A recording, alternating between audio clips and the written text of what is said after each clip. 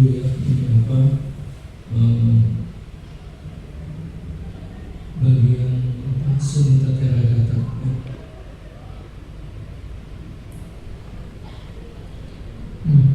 Ini dikatakan ya, beliau ini di keluarga yang rendah aku dilahirkan.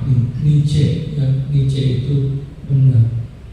Keluarga jatuh lahir aham, jatuh aham ya. Aku lahir di keluarga yang rendah. Miskin, hanya memiliki sedikit makanan. Pekerjaan yang hina yang kumiliki. Aku adalah pembuang bunga-bunga layu. Nah, jadi ini masuk apa?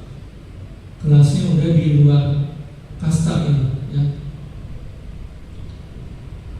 Seorang yang menjijikan bagi masyarakat, dipandang rendah, diabaikan. Setelah merendahkan hati, aku berikan penghormatan kepada banyak orang. Kemudian aku melihat Sang Buddha berada di depan para biku, pahlawan agung, sedang memasuki ibu kota kerajaan Magadha. Oh, di teks yang kalian, di file kalian itu bukan kerajaan Magadha, itu sama itu. Kurang tepat lah, bukan sama. Setelah meletakkan gagang pikula, aku mendekat dan memberikan hormat. Hanya demi aku, atas dasar belas kasihan, beliau manusia teragung berdiri di tempat. Diam di tempat maksudnya. Setelah memberi hormat di kaki sang guru, aku berdiri di satu sisi. Kemudian aku memohon ditabiskan menjadi biku kepada yang teragung di antara semua makhluk. Setelah itu sang guru, seorang yang berbelas kasihan kepada seluruh dunia, berkata kepadaku, kemarilah biku. Itulah pentabisan biku bagiku. Aku sendirian di hutan, berdiam tanpa kemalasan, melaksanakan perkataan sang guru seperti yang sang penakluk instruksikan kepadaku. Di periode pertama dari malam, aku mengingat kehidupan sebelumnya. Di periode kedua dari malam, aku memurnikan mata dewa. Di periode terakhir dari malam, aku pecahkan gumpalan kegelapan. Jadi ini membahas moha ya. Kemudian di penghujung malam, ketika sang surya terbit, Dewa Indra, Saka, dan Brahma datang memberi hormat dengan tangan beranjali kepadaku.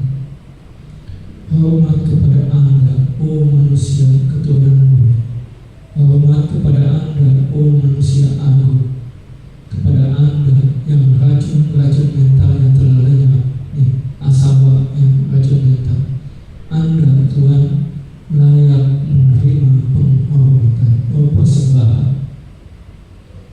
Kemudian sang guru setelah melihatku berada di depan dan dihormati oleh sekumpulan dewa, tersenyum dan berkata hamba ini, melalui tapa pelaksanaan kehidupan mulia, pengekangan dan pengendalian diri, melalui inilah seseorang menjadi Brahmana.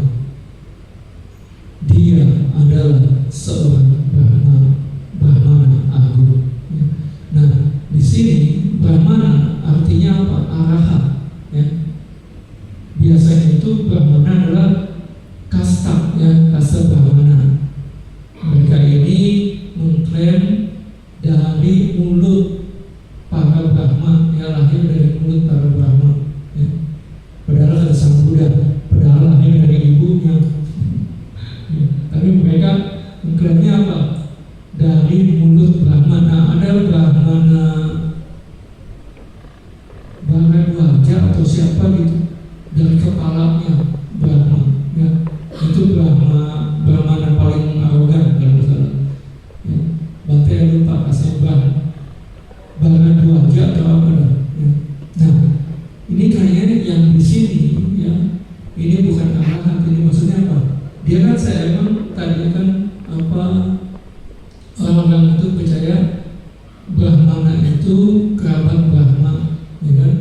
Nah di sini adalah dikatakan Brahmana yang agung itu yang sesungguhnya sebetulnya, yang utama.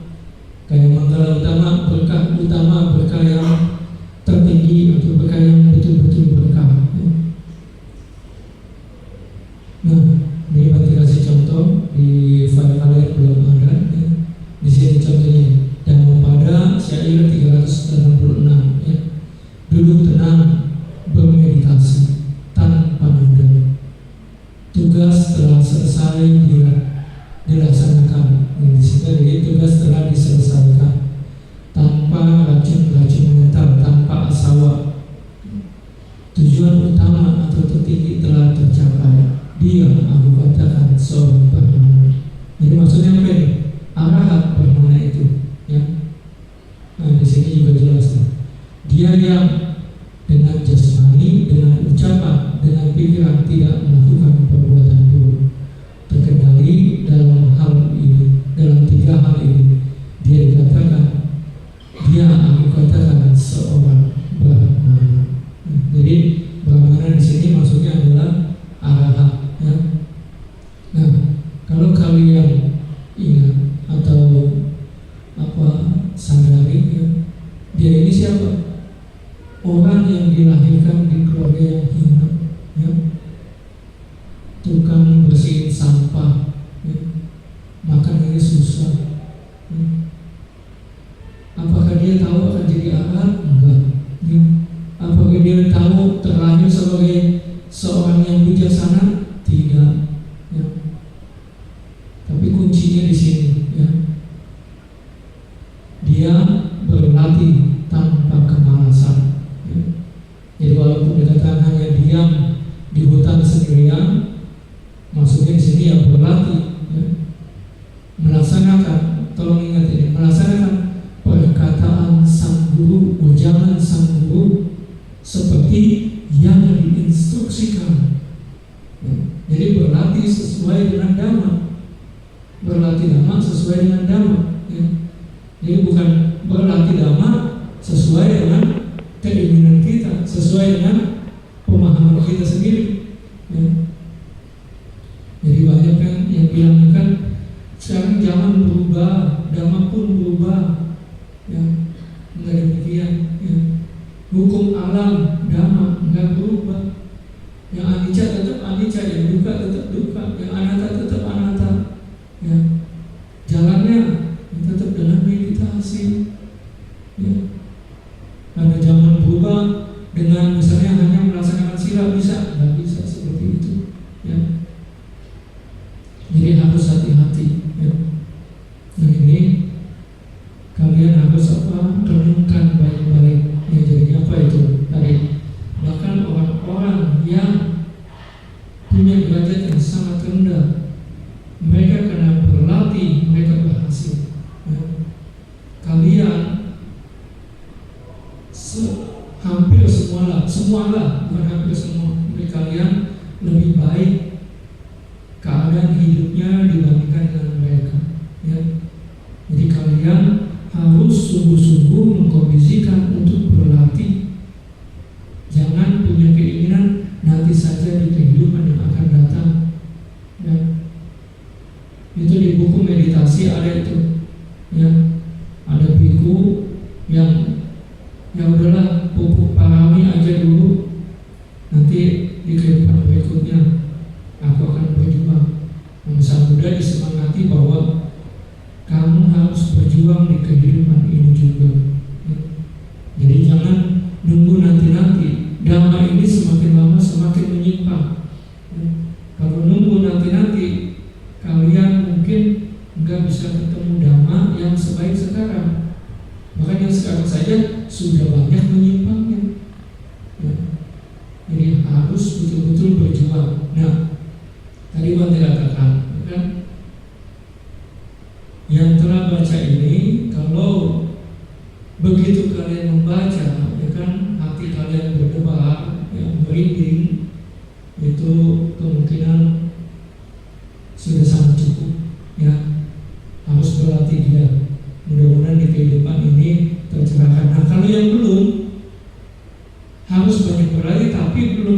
bukan berarti belum cukup, ya.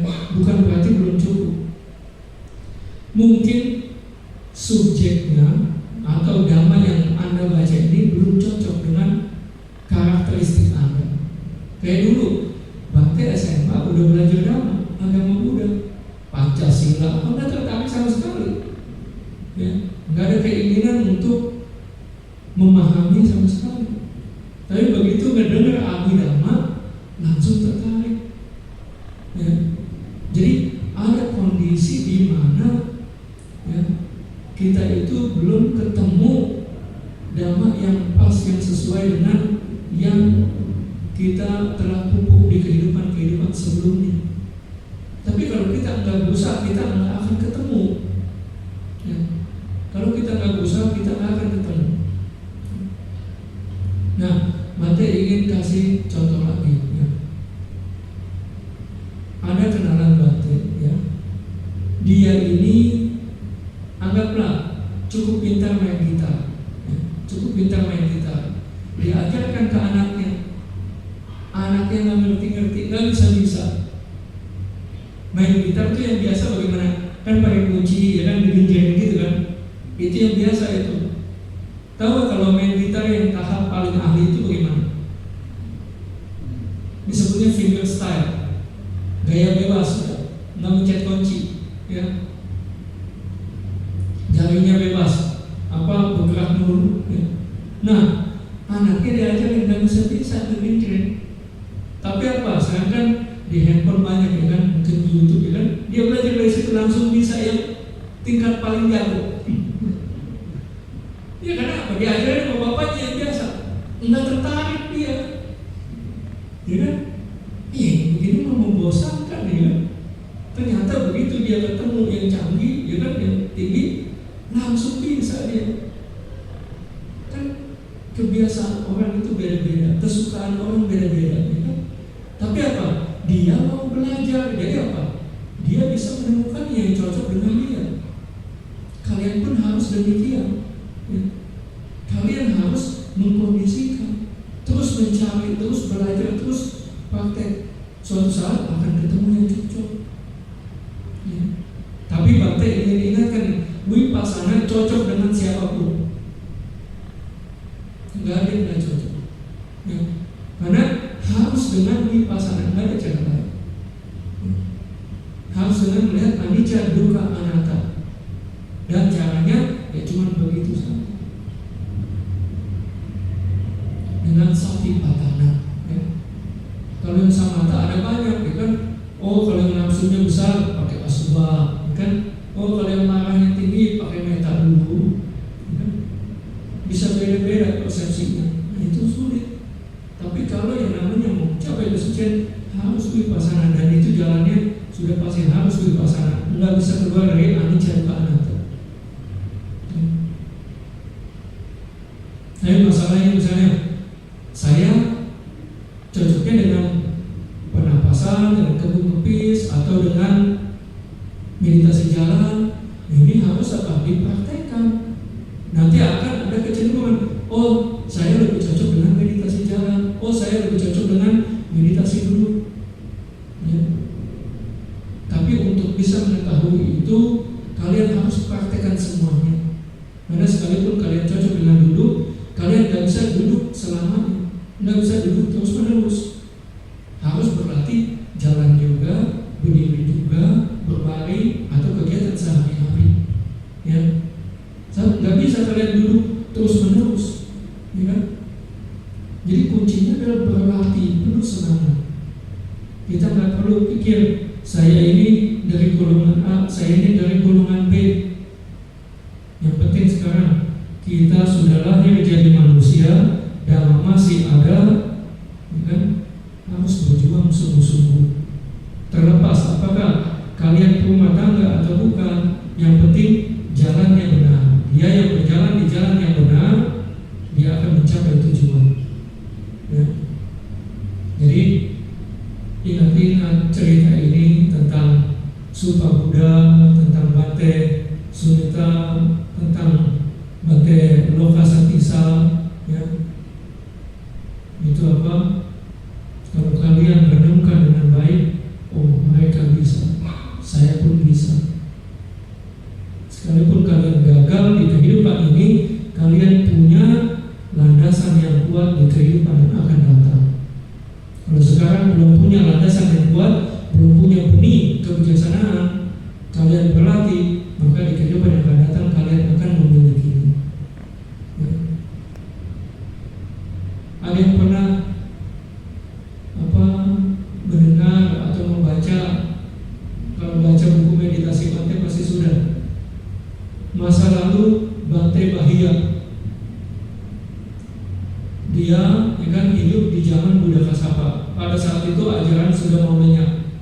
Dia bersama temannya, ya kan, 7 orang naik ke atas gunung. Kemudian bertekad akan menjadi arahat, kalau enggak ya matilah di sana, ya kan? Ya, kalian kalau perlu seperti itu, ya kan? Tapi menunjukkan apa? Harus berjuang sungguh-sungguh, ya. Buang jauh-jauh kemalasan, ya. Kesempatan untuk mencapai kesucian itu masih sangat terbuka, ya. Dan masih ada, praktik meditasi vipassana masih ada, harus berjuang sungguh-sungguh, ya. Karya sekarang Bante bebaskan kalian untuk menanyakan apapun yang kalian ingin tanya sehubungan dengan dhamma ini, dengan praktek atau yang lainnya, silakan, ya. Supaya waktunya betul-betul bermanfaat dan kalian pulang dari sini betul-betul mendapatkan manfaat yang banyak. Silakan.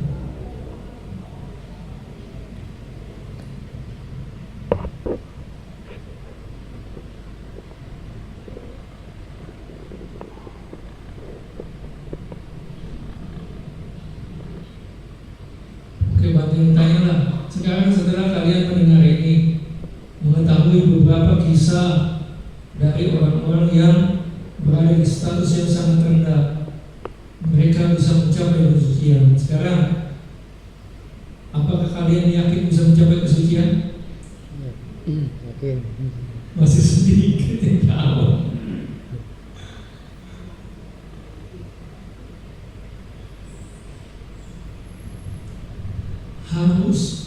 Harus punya keyakinan yang kuat, ya. Tadi ingat nggak? 5 faktor perjuangan apa saja?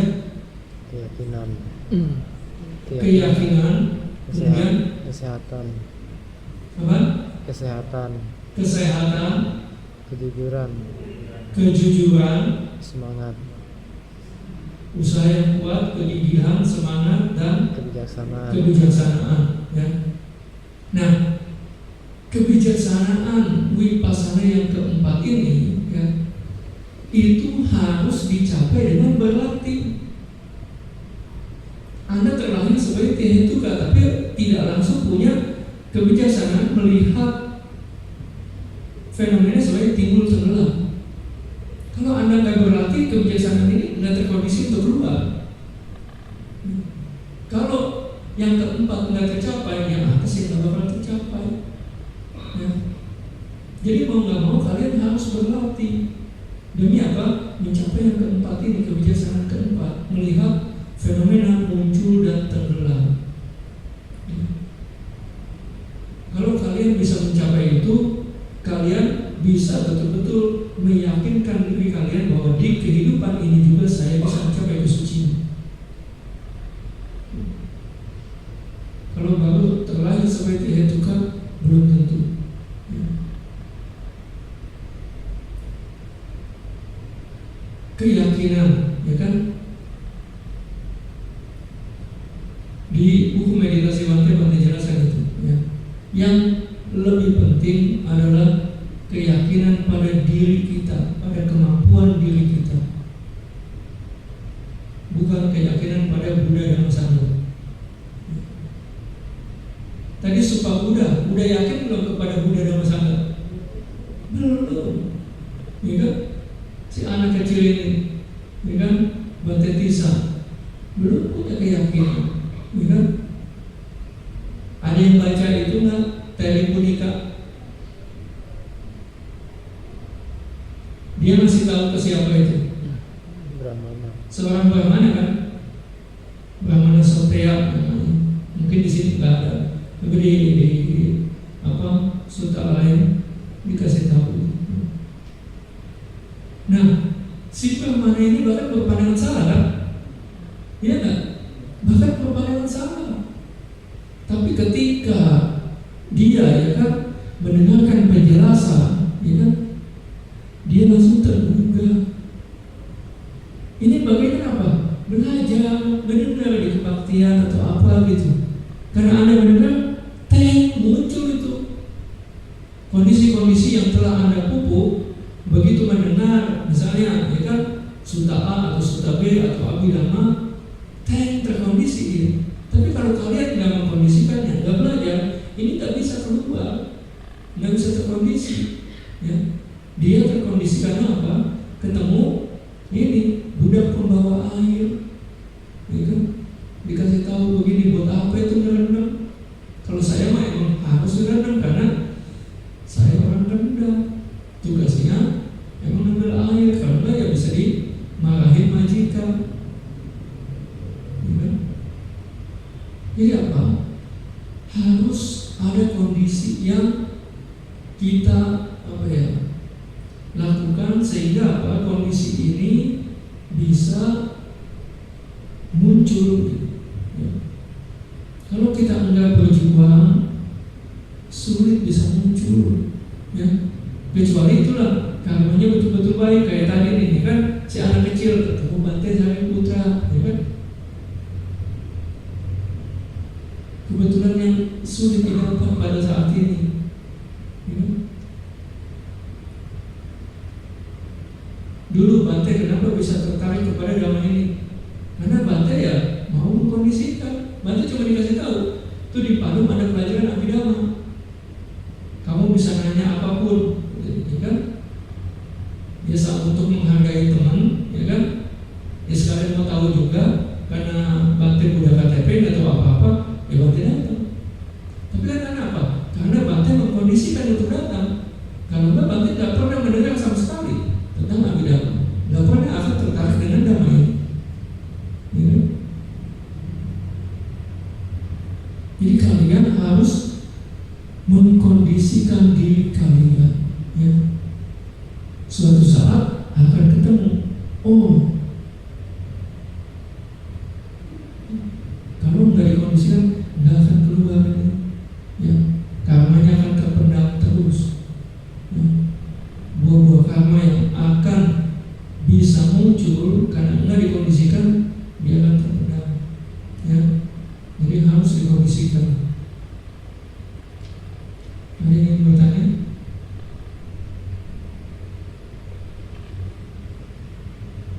Ada yang di belakang yang baru datang, apakah ingin bertanya?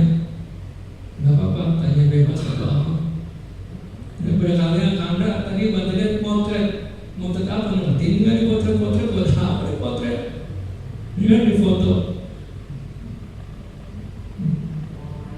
Ya saya.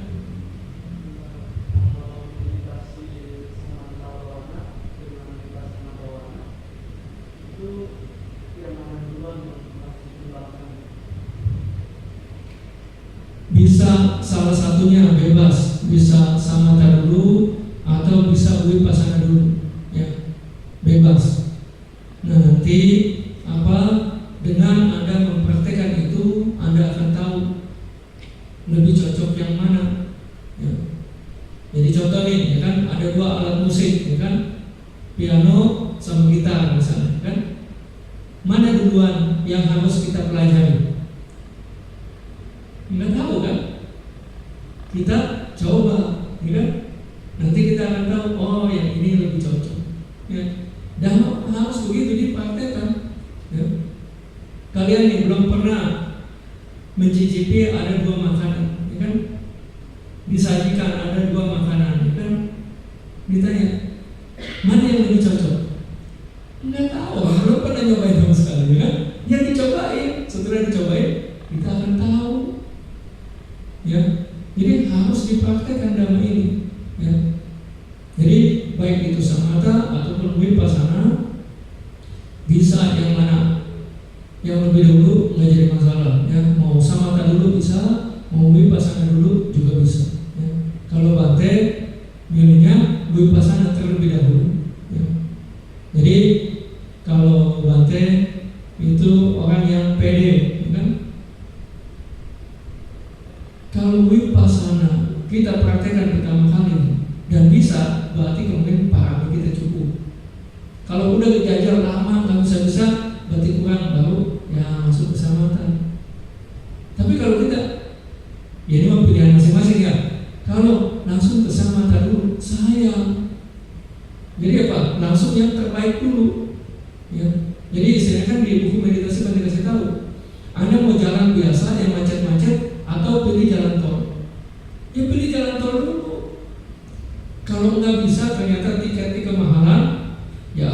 mulai kuat, ya kan? Jangan milih ke jalan yang macet dulu.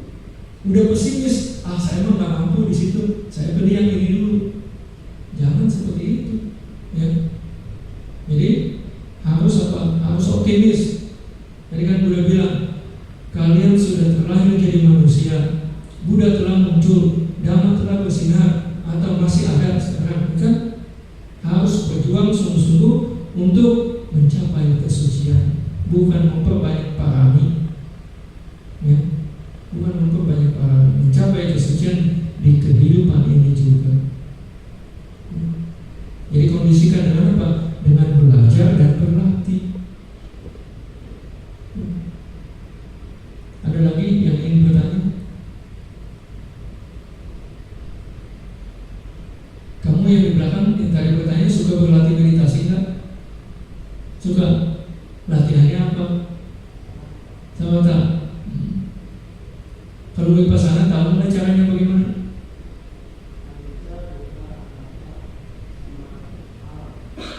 Diapain aja di mana?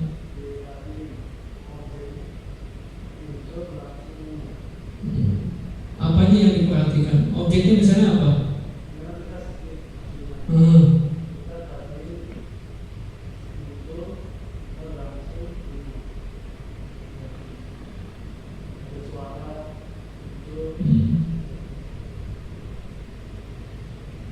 Oke lah. Nanti kali apa? Kamu pikir lagi, kamu baca, kamu cari-cari, misalnya di YouTube, ya, biar punya pengetahuan yang lebih luas, ya. Ada lagi yang lain?